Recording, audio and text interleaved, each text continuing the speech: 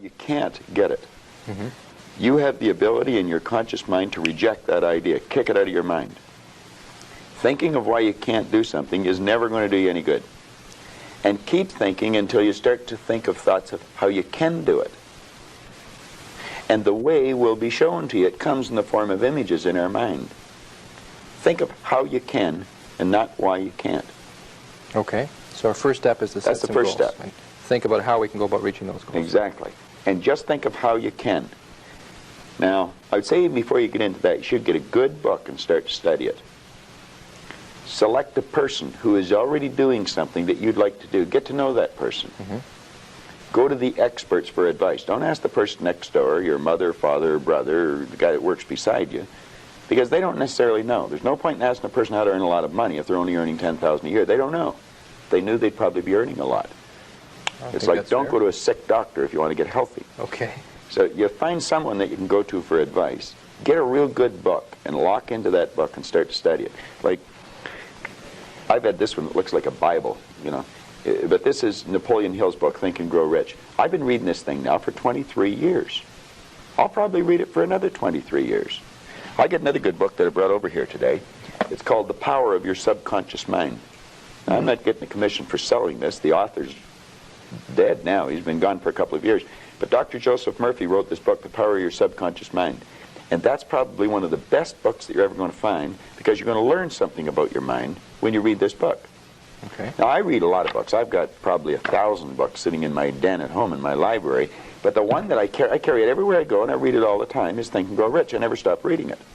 Now, where's the value for you to reread that and read it again? I mean, you must know it well enough that... I think I could probably recite it verbatim. But the secret is, I once read in a book where it said, when you read a good book through the second time, you don't see something in it that you didn't see before. You see something in yourself that wasn't there before. You see, when I read this, I create a greater awareness. Let me just read you one line out of here, or 2 lines. Okay. Hill said, the missing link in all systems of education known to civilization today may be found in the failure of educational institutions to teach students how to organize and use knowledge after they acquire it.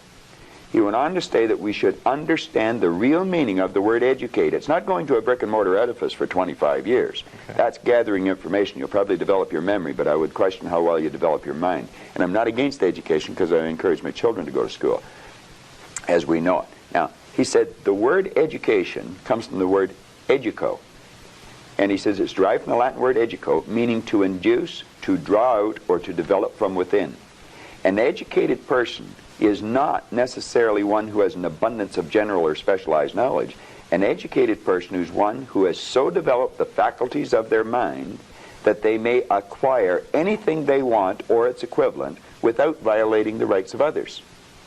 An educated person is the one that knows how to go and get what they want out of life without being selfish.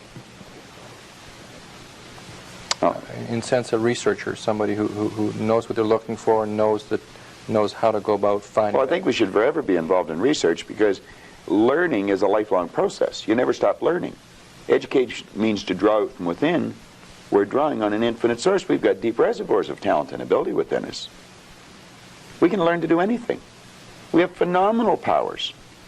If we used our body like we used our mind, we'd probably just move our little finger. Okay. We don't exercise our mind enough. No. But we're not taught to. Kids in school should be taught, before the school year ever starts, to sit down. They should be given a blank report card and get them to visualize the marks they want to get and write their own report card. This is before school starts, first week in school. And then the teacher should say, now I want you just to concentrate on how to get that mark, and I don't want you to think of why you can't. And I want you to form the attitude that you're going to get it. Now, some people say that's not being realistic. That's being very realistic.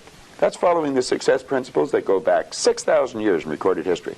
That's how everything was accomplished. That's not engaging in fantasy thinking, in Hell, wishful no. thinking, in daydreaming we talk about. No. Well, that's where all greatness comes from. Greatness comes from fantasy. I would imagine that when Edison first saw the light bulb, he was fantasizing. But he kept fantasizing, and he built it into a theory, and then he built it into an image, and then he built it into a fact. I mean, when I was a kid, it was a fantasy to think of going to the moon.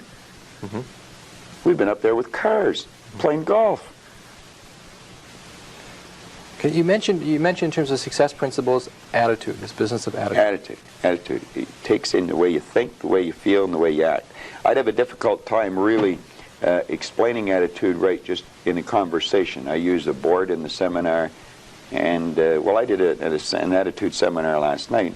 We spent 3 hours dealing with that one subject, you know, so to do it here in 3 minutes, I can do it. I haven't learned how yet. Okay. Let's put it that way. I recognize it's difficult because we You have talk. to have a winning attitude, though, Tom. Okay. In human relations, we talk about the toughest thing with managing people. The toughest thing to deal with is their attitude. That's right. That's almost impossible. And that's the one to thing where change another management person. falls down. But we can't change people's attitudes. Well, nobody can change another person's attitude, and the only attitude we can change is our own. But you see, if management have the idea it's their attitude and we can't do anything about it, then they're not going to do anything about it. But if management arrive at the conclusion, yes, it is attitude, and let's teach the people something about attitude. Let's teach them something about themselves. Let's make them realize that they're worth something, that they're valuable, that the greatest resource we've got. Companies spend about 65% of every dollar that comes in goes back out on employees and wages and benefits, and yet management knows less about employees than anything else. They know more about the gadgets and the widgets than they do about the people.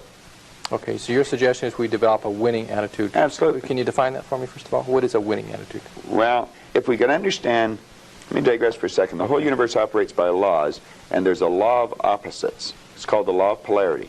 Everything has its opposite. There's a right and a left side. There's a front and a back, an up and a down, a hot and a cold, positive and negative, yin the yang. You know, well, you can think negative or you can think positive, but you can't think both at the same time. You're only going to think one way at one time. And we have to train our mind to think or look for the positive or the good in things. There's good in everything. There's no such thing as no good. Car broke down on the way over to the station. There's something good about it. There's something good about it. Now, you may have to look to find out what it is. Okay.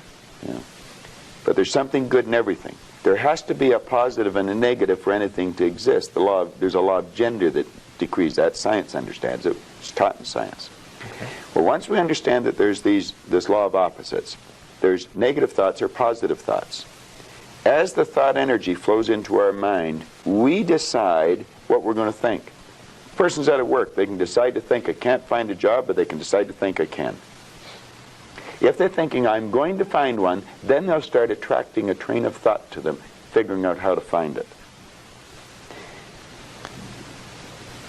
You really have to understand how your conscious and your subconscious mind works in relation to your body or your physical world to understand attitude. Attitude should be taught as a subject in school ahead of reading, writing, arithmetic, or anything else.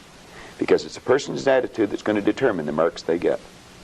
Okay, and maybe part of attitude or related to attitude is this business of self-image, which you talked about. Yeah. Well, that would, like we were talking about success principles, and I was saying you got to get the winning attitude, you've got to set a goal. Then you have to work on self-image. Now, when we think, we build images in our mind. Dr. Maxwell Maltz discovered the self-image concept as we know it today. In 1960, he was a plastic surgeon. And he realized he was operating on people. He may have removed a nasty scar from their face. And he noticed sometimes when he removed the scar or maybe did a nose job on them or something, there was a great psychological change took place in the person. Where they may have been introverted, they started to become very gregarious and outgoing.